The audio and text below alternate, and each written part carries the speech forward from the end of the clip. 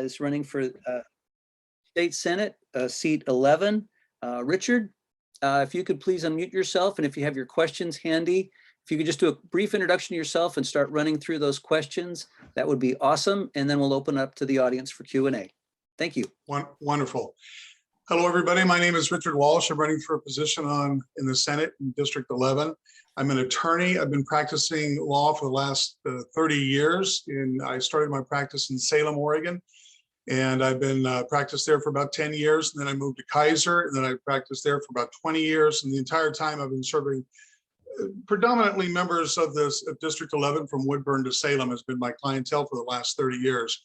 I've served on a number of too many boards and task forces and committees to mention, but I'll be happy to answer any questions about those as we get to the questions.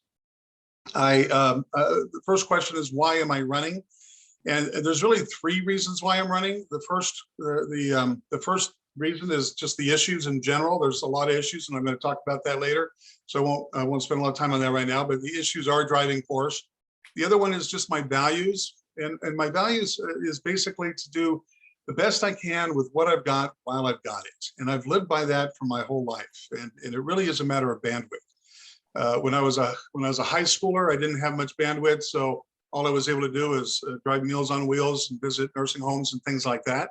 As I got older and I went to law school, I had more bandwidth, so I could help more people by serving on the school Constitution Court. And we decided various issues in University of Oregon student government, that kind of thing. When I got older yet, I was able to work on when I started having kids, I went to work with the Parent Teacher Association work, and that's when I did work to create, here at Kaiser, we had a need for a computer library, or a computer lab for the children. And so I worked on creating that. As my bandwidth grew with the years going by, I decided it was time that I could run for city council. And when I did that, I was able to do a lot of things, and I could talk about that later, but bandwidth grew bigger. I was able to do more things. And all the time I've been representing injured workers against powerful insurance companies and corporations and that sort of thing, and governments and so on. And I've been keeping that up the whole time to fight for the underdog. I know you asked for the top three, but there's a lot of other things that I am interested in. And there's other reasons why I'm running. And kind of a bonus reason is just the timing. Peter Courtney is retiring. This is his old district. And all of Kaiser got moved into Peter Courtney's district, which makes Kaiser basically the new 300-pound gorilla in that district. And knowing that Peter Courtney was retiring, and he's a legend really, and it's sad that he's leaving. And the thought of him being replaced by a Republican, I thought that I didn't want that to happen, and I thought that I was in the best position to stop that from happening. And that's another reason why I am running. You asked me about my three top priorities and my policies. My first number one issue is healthcare for all, single payer. I am really tired of the current system, and I've been practicing law for 30 years. I have been fighting with insurance companies for 30 years. I started practicing law as a plaintiff. Well, actually, I started with insurance companies, and I was there for only a very short period of time and realized that I was not a good fit. My heart was always with the claimant and not with the insurance companies in virtually every case. So I quit I think it was within a year, and I accepted an offer from down here in Salem to represent plaintiffs against insurance companies, and it's been a much better fit. And I have been doing that ever since from the beginning. In that practice, what really drew me to coming down here to Salem to do this was my good friend who invited me to his law firm said, we are actually fighting for people to get medical care that they desperately need. People are being denied surgeries. People are being denied medical care. People are being denied, and the insurance companies are fighting with each other to such an extent that there's nothing happening in terms of medical care, and unnecessary delays are happening, and unnecessary paperwork's happening, and the doctors are frustrated, and all this. And you can help by joining our firm and fighting for these people to get the benefits they need. In those days, workers' comp, we could do a lot more to fight for medical care than we can today. I'd like to fix a little bit of that. But again, that's another story. But the bottom line is, I've always been motivated by medical issues. I'm still motivated by that. I've seen the pain and the crisis that happens to the person and their entire family, and really their entire community, when they can't afford to get necessary medical care that they need. We have seen situations where people that are fully insured, people don't think about this, people are fully insured and they end up with when one of the people gets hurt, I see this all the time because I car accident cases, gets hurt, something's not covered. He needs surgery, he needs medication, he needs maybe a chiropractic treatment, he needs care. And they're denying it. And so who does he go to for help? Well, who has the money? It's grandma with her 401k plan. And so it affects even people that are on Medicare, fully insured. It's affecting us all. And the most dramatic way that it affects us is our loss of freedom. Is that people don't, it's not about the 4% that are uninsured. That's just the tip of the iceberg. That is a devastating thing when you're uninsured and you get hurt.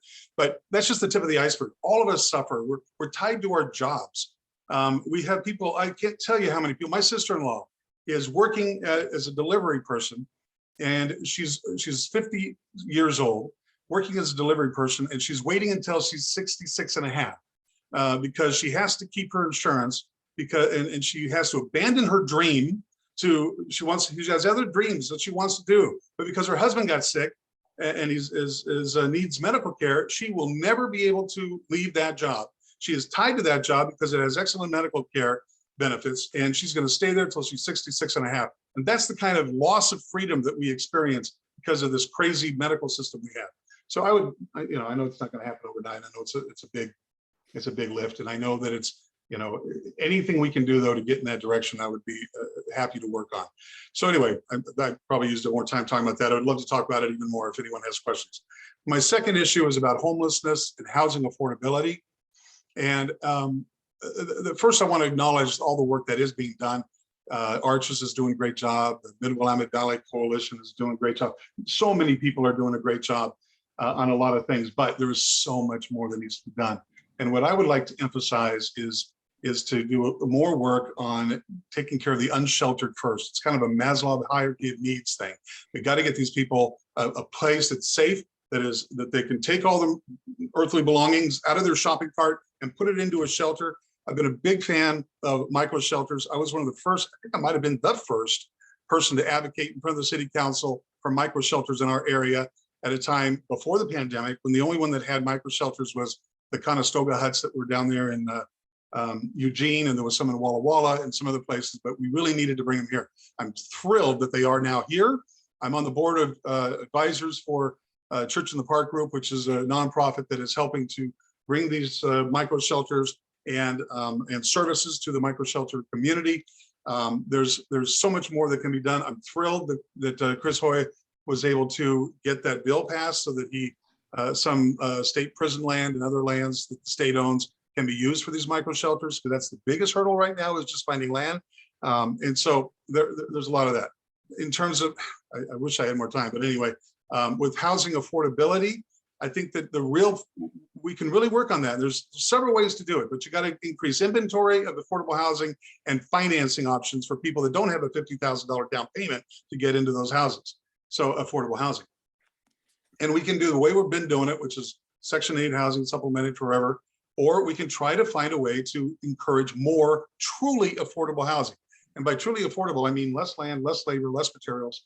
And that means things like tiny houses with small lots that people can buy, that you can actually buy a little tiny piece of land. So that requires some modification of some laws and some zoning issues and so on. But we can stay inside the urban growth boundaries easier if we're allowing smaller homes. Everybody doesn't need a 10,000 foot lot.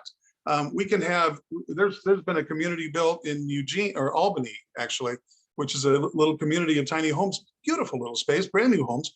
They don't have to be, 4,000 square feet.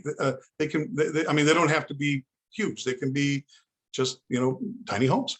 And another idea is, why not encourage more condominiumization so that people can afford to buy their own apartment? And why don't we have some kind of financial aid like I did when I went to law school? We had a guaranteed student loan. Why don't we get more guaranteed financial options for these condominiumized apartments and tiny homes and things like that are not traditional loaning. Anyway, I can go on and on and on. There's a lot of Richard, let me Yes. jump in there. I want to open it up to questions to make sure that we can get some questions answered. Oh my gosh, am I already Aileen. done with 15 minutes? Oh, okay. Aileen, you're up.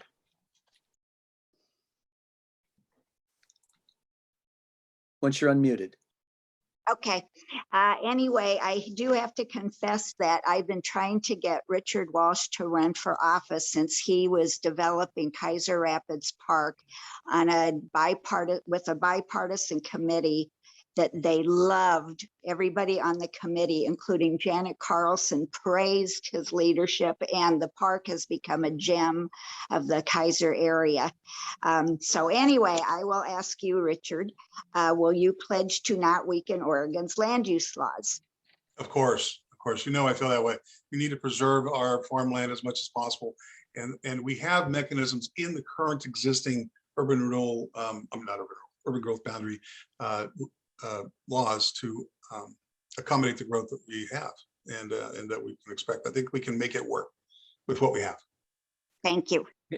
Mary Ann. You'll need to unmute. There you go. Right. Hi, Richard. Hello. Question. So how many conversations have you had with Deb Patterson? With Deb Patterson? Yeah. Several. It's too much to say I love her. I think she's great. I think she's fantastic. She, her ideas about her willingness to put work into actual healthcare for all is such an inspiration. It makes me think it's really workable. I really hope she gets reelected. I can help her make that a reality. Are you running as a tag team? I'd like to. I'll, you know, if I get past this primary, I'll be happy to. There you go. Thank you. There And you I'm go. in your district. Any other questions from people in the Senate District 11, the new 11? Give those people access to the front of the line. Okay. All right. It's usually not a shy group, but it's getting later. So, well, thank you so much, Richard. Appreciate. Oh, Trevor, sorry. Sorry.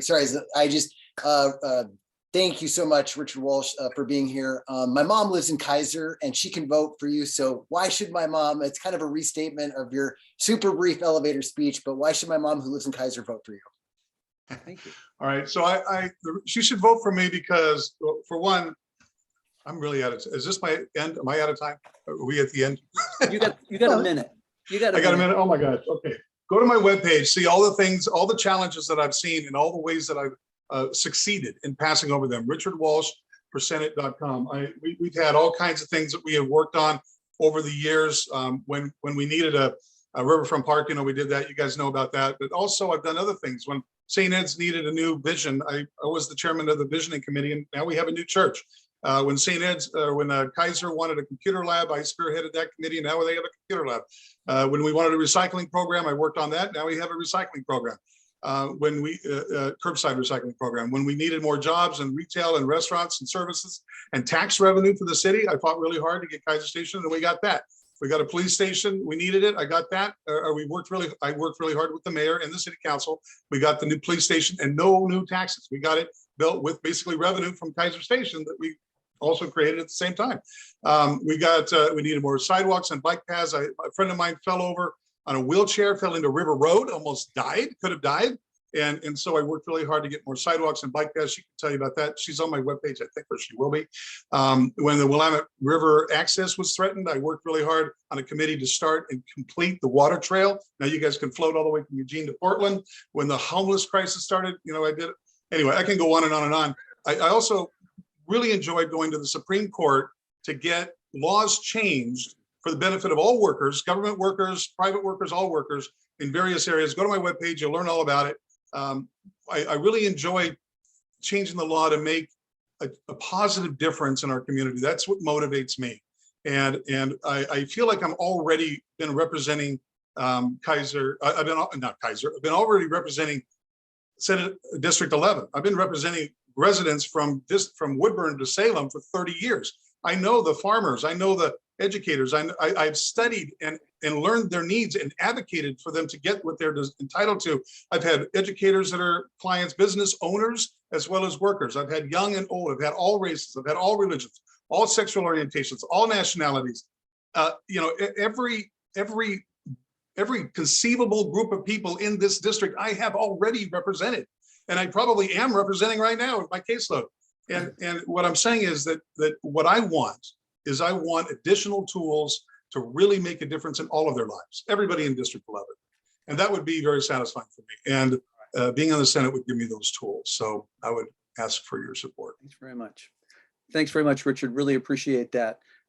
We are kind of right on my clock where I wanted us to be. Thank you very much for being with us, Richard, and good luck with your campaign.